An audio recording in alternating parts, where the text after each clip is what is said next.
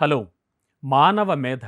ఈ మానవ మేధను మించి మరేదైనా ఉందా అంటే ఏదీ లేదు. బట్ ప్రతీదీ తయారవుతోందంటే అటు టెక్నాలజీ పరంగా కావచ్చు, లేకపోతే మరో రకంగా కావచ్చు. ఏది తయారైనా కూడా ఆ మెదడులోంచే బయటకొచ్చేటువంటి ఆలోచనల రూపంలో తయారవుతూ వస్తోంది. అయితే వాటన్నింటినీ కూడా మించి రకరకాల టెక్నాలజీలొచ్చేస్తున్నాయి.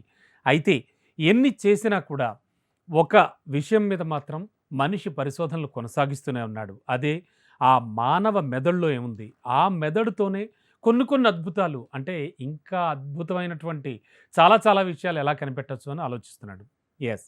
ప్రపంచంలోనే ఫస్ట్ టైమ్ సజీవమైనటువంటి ఒక కంప్యూటర్‌ను రూపొందించారు స్వీడిష్ శాస్త్రవేత్తలు. అంటే ఏంటంటే అది మనిషి మెదడు కణజాలాన్ని సేకరించారు ఫస్ట్ వాళ్ళు. అంటే మెదడులో ఉన్నటువంటి ఆ కణజాలాన్ని తీసి ల్యాబ్‌లో ఆ కణజాలాన్ని 16 చిన్న చిన్న ముక్కలుగా అంటే మెదడు ముద్దలు ముద్దలుగా ఉంటుంది కదా! అలా చిన్న చిన్న ముద్దలుగా చేసి దాన్ని పెంపొందేలా చేశారు. వీటిని ఆర్గనాయిడ్స్ అనే పేరు పెట్టారు వాళ్ళు.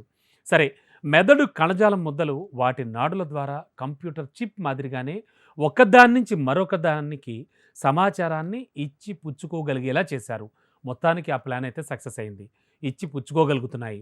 మనిషి మెదడు కణజాలం కంప్యూటర్ కంటే కూడా 1000 రెట్ల మెమరీకి 10-20 వాట్ల విద్యుత్తును వినియోగించుకుంటుంటే, కంప్యూటర్లు 21 మెగావాట్ల విద్యుత్తును వినియోగించుకుంటాయని ఈ ప్రయోగం చేపట్టినటువంటి స్వీడిష్ శాస్త్రవేత్తలు చెప్తున్నారు. వీళ్ళంతా ఏం చేశారంటే ప్రాసెసర్ చిప్ బదులుగా మనిషి మెదడు కణజాలంతో రూపొందినటువంటి చిప్‌ను అమర్చి ఫస్ట్ టైం ఒక లైవ్ అంటే సజీవ కంప్యూటర్‌ని తయారు చేయడంలో విజయం సాధించారు. ఫైనల్ స్పార్క్ అనేటువంటి స్టార్టప్ కంపెనీకి చెందిన శాస్త్రవేత్తలు సైన్స్ ఫిక్షన్‌ను తలపించేటువంటి ఈ ప్రయోగం చేశారు. నిజంగా ఈ ప్రయోగాన్ని అంతా అద్భుతం అని కొనియాడుతున్నారు.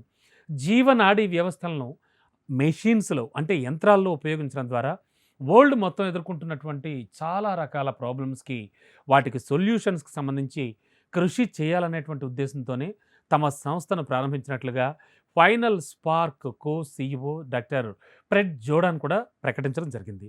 మరి ఫైనల్ స్పార్క్ దాదాపుగా 10,000 సజీవ నాడీ కణాలతో అంటే లైవ్‌లో ఉన్నటువంటి నాడీ కణాలతో 0.5 మిల్లీమీటర్ల వ్యాసం కలిగినటువంటి కంప్యూటర్ చిప్స్‌ను రూపొందిస్తోంది. మరి వీటిని మినీ బ్రెయిన్స్‌గా కూడా అభివర్ణిస్తున్నారు. అంతే కదా! బ్రెయిన్ నుంచి వచ్చినవే కదా!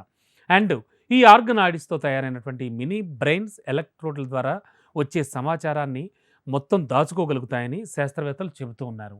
మొత్తానికి ఇది ఒక అద్భుతమైన ప్రయోగంగా, అద్భుతమైనటువంటి విషయంగా కూడా చెబుతూ ఉన్నారు. వరల్డ్ వైడ్‌గా ఉన్న శాస్త్రవేత్తలంతా ఈ వార్త చూసి, ఈ వార్త విని మొత్తానికి ఈ వార్త అయితే ప్రస్తుతానికి వైరల్ అవుతోంది అండ్ ట్రెండింగ్‌లో కూడా ఉంది.